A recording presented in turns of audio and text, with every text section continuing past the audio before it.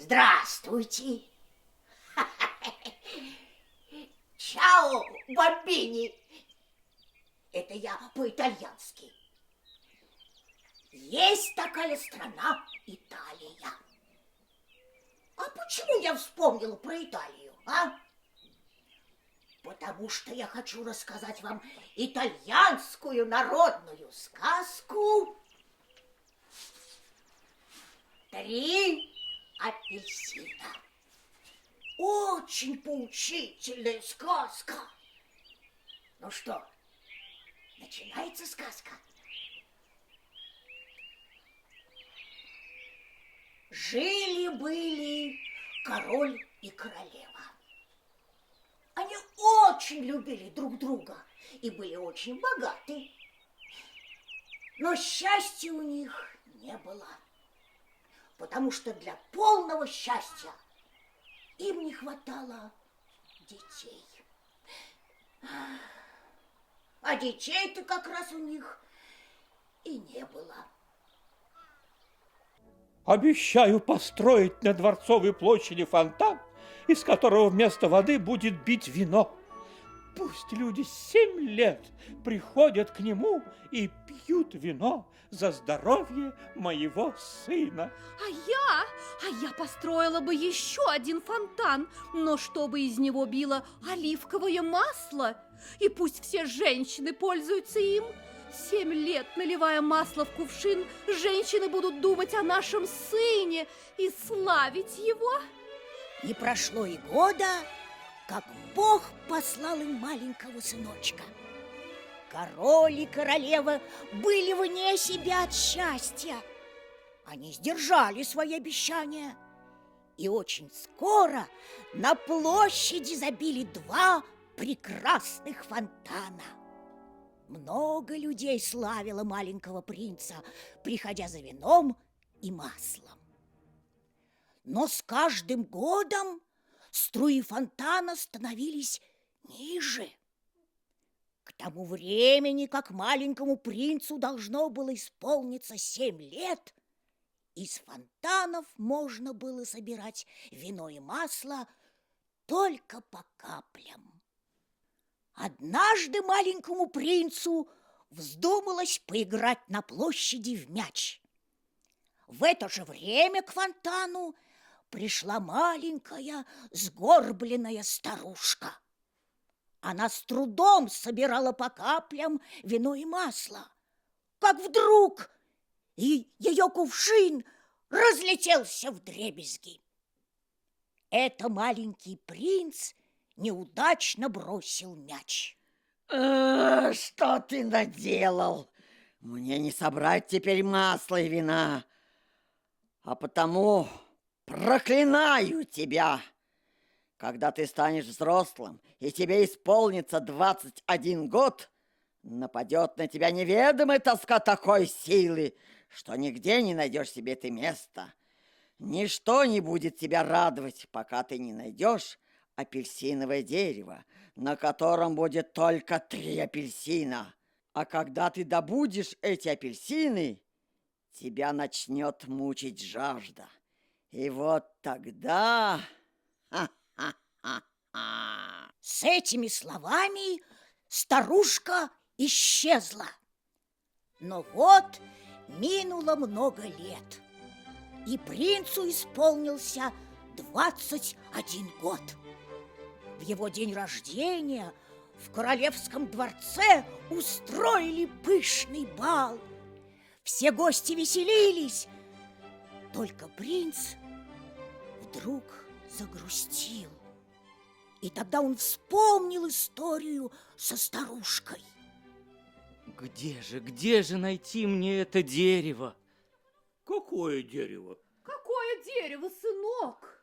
Мне надо найти апельсиновое дерево, на котором растет только 3 апельсина. Прощайте, я отправляюсь искать заветное апельсиновое дерево.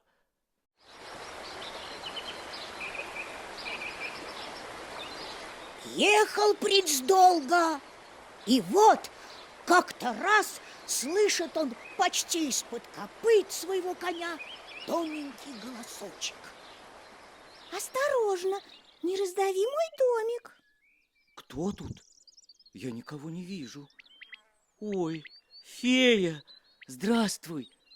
Давно никто ко мне в гости не заглядывал. Никто подарков не приносил. Вот тебе колечко. Подскажи мне, где 3 апельсина найти? Искать их надо в саду, но сначала надо найти изумрудный ключик. Пойди к моей средней сестре, она знает где. Спасибо тебе, фея. Прощай. Скакал он несколько дней, пока не попал в дубовую рощу. А там нашел в крошечной скорлупе среднюю сестру маленькой феи. Фея, вот тебе золотая булавка с лунным камнем. Ночью лунный камень будет светиться голубым светом и освещать все вокруг. Спасибо. Изумрудный ключик находится в золотом ларчике. Но где этот ларчик, знает только моя старшая сестра, которая живет в миндальной роще. Спасибо тебе, фея. Прощай. Отправился принц в миндальную рощу и в скорлупе от миндаля нашел старшую сестру маленькой феи. Фея, вот тебе сапфировое сердечко на золотой цепочке. Ты можешь привязать цепочку к травинкам, и у тебя будут прекрасные золотые качели. Ты сможешь качаться на них среди цветов. Я знаю, где находится золотой ларчик. Ларчик находится во дворце, за 3 морями и 3 пустынями. Охраняет этот ларчик одноглазый сторож. Когда он спит, глаз у него открыт, а когда он не спит, глаз у него закрыт. Иди, не бойся, у тебя все получится. Спасибо тебе, фея! Поблагодарил принц фею и отправился в путь. Ехал он долго, через моря, пустыни, и вот, наконец, добрался до дворца. Ночью он увидел филина на верхушке сосны и спросил его: Филин, скажи, спит ли сторож во дворце? Не спит сторож, глаз у него открыт. Ага, вот и пришло время изумрудный ключик забрать. Забрался принц во дворец, нашел ларчик и вынул изумрудный ключик. Нашел принц маленькую дверцу. Эта дверца вела в сказочный сад. Посреди сада росло апельсиновое дерево, на котором светились 3 золотых апельсина. Принц сорвал их, вскочил на коня и поскакал во весь опор. Долго ехал принц и оказался в пустыне, и захотелось ему пить. Достал он один апельсин, разломил пополам. Оттуда появилась девушка необыкновенной красоты. Я так хочу пить, но воды нигде нет. Через минуту девушка пропала, а на этом месте появилась большая апельсиновая роща. Удивился принц, погоревал и поехал дальше.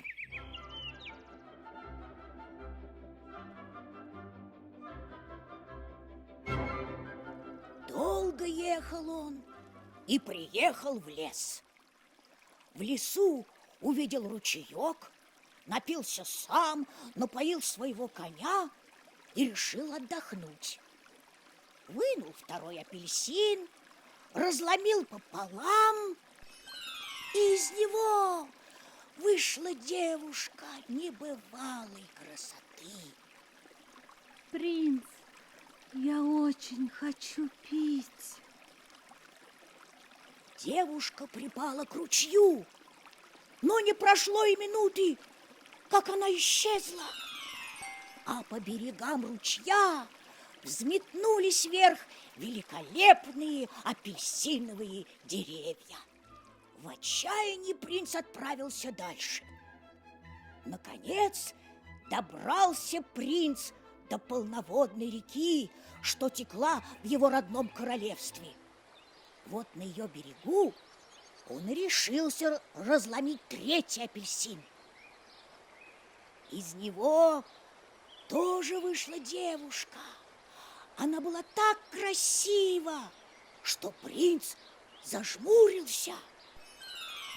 Ах, принц, мне очень хочется пить. Она начала пить и пила так долго, но в реке воды меньше не становилось. Спасибо тебе, принц, что ты напоил меня. Я принцесса из королевства апельсиновых деревьев. Мой отец король, а те две девушки были моими сестрами. Не беспокойся, они живы, они стали апельсиновыми рощами и теперь будут дарить всем путникам свою красоту. Скажи, а ты не исчезнешь так же, как и они? Нет, если ты будешь любить меня всегда. Я буду любить тебя всегда.